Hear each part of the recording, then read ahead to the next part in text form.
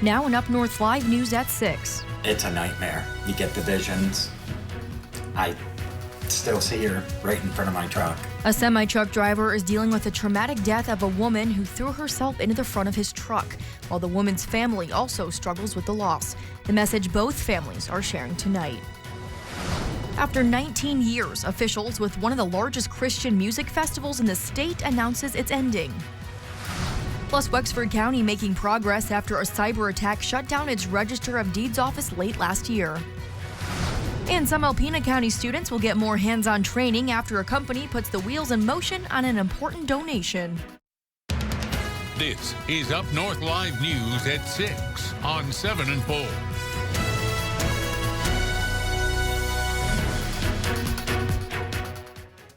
A family's heartbreaking loss of their mother to suicide led to an unexpected bond with the truck driver who struck her. Up North Live's Audrey Boucher spoke with the truck driver and a grieving family as they unite to advocate for improved mental health care. I was just driving down the road and she was there. Right in front of me. It was at 7:20 in the morning. I was just on the way to the woods. Pat Cobb has been working in the trucking industry for over 40 years, hauling logs and wood pulp to various sawmills and to Weyerhaeuser in Grayling. But on the morning of January 17th, the unthinkable happened, and one of his biggest fears as a truck driver came true. It's a nightmare to get through. You get the visions. I still see her right in front of my truck. Then I hit her. There's nothing. You can't get that out of your head. Cobb was driving through Vanderbilt near the Easy Mart when 51-year-old Dawn Weatherwax climbed over a snowbank and threw herself in front of his semi. He just hit another human. And we're not trained to hurt other people. According to Dawn's children, Aaron and Caleb, their mother had been struggling with her mental health for nearly 30 years, and they were doing everything to get her into rehab and a mental health institution. But they say she was never kept anywhere longer than 2 weeks. I don't ever recall ever hearing a specific reason. It just never happened.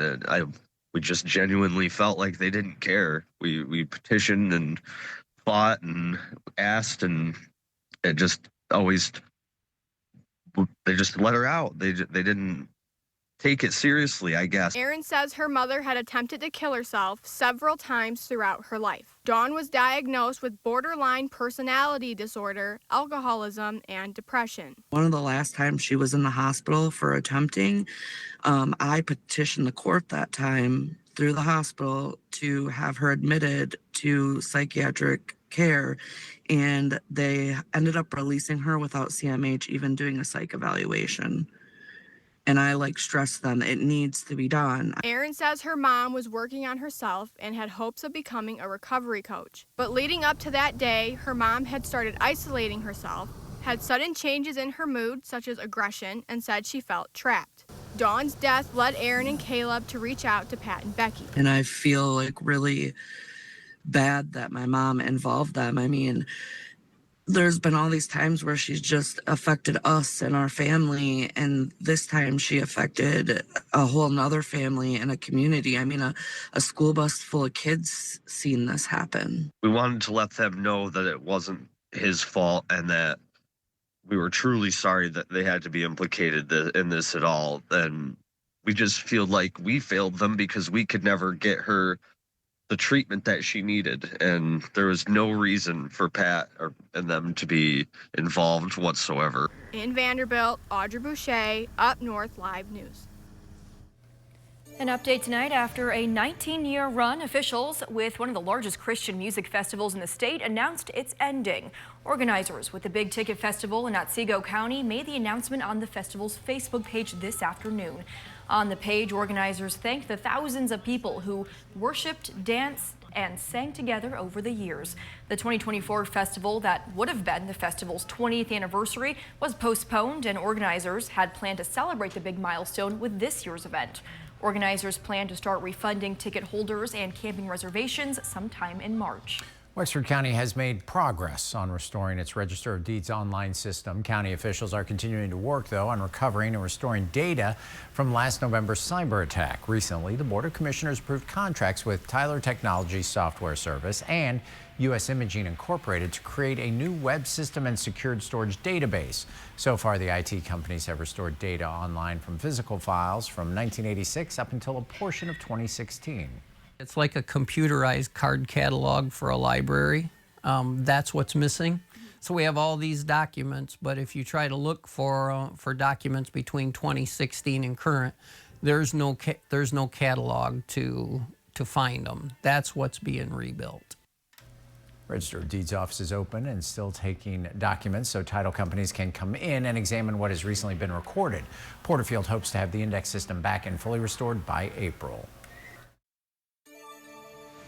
In Michigan, everyone has the freedom to marry who they love. It's not only the law of the land, it's a non-negotiable. Governor Gretchen Whitmer responding to a new push from Michigan Republicans to overturn marriage equality. Republican lawmakers introduced a resolution today calling on the U.S. Supreme Court to overturn that landmark decision by the Supreme Court in Obergefell versus Hodges. The new proposal generated controversy before it was even announced. Our Allie Baxter joins us live now from the Content Center. And Allie, this ruling was made almost a decade ago. Yeah, Maya, it'll be 10 years in June. This resolution was introduced by Republican Representative Josh Shriver. He claims the Supreme Court's ruling is at odds with the sanctity of marriage. It's backed by a group of 12 Republican representatives. An unveiling of that legislation happened just an hour ago. Here's what the representative had to say. We have more proof than ever to show that this shift in the family structure is bad for Michigan children. Children raised by same-sex couples face greater challenges in education, employment, self-sufficiency, compared to those raised by a mother and a father. Shriver walked out of the room and did not take questions from the media after his announcement.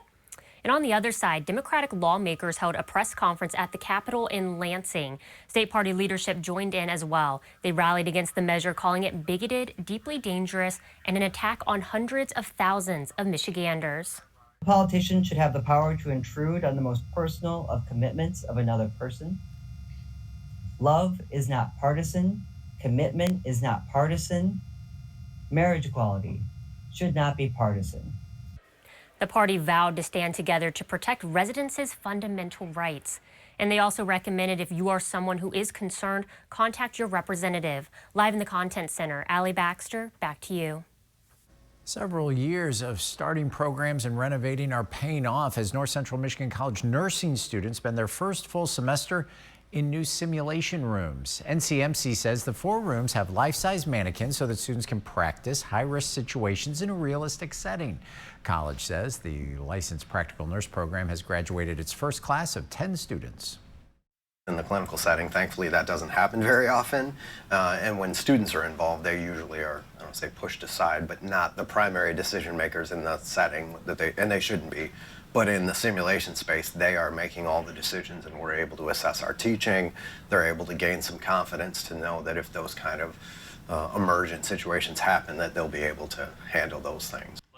LaFave says 16 students have joined another successful startup, a bachelor's program with Davenport University announced last year. Most of the coursework is online, allowing students to stay in northern Michigan. State says $56 million in total have been distributed across the state for similar programs.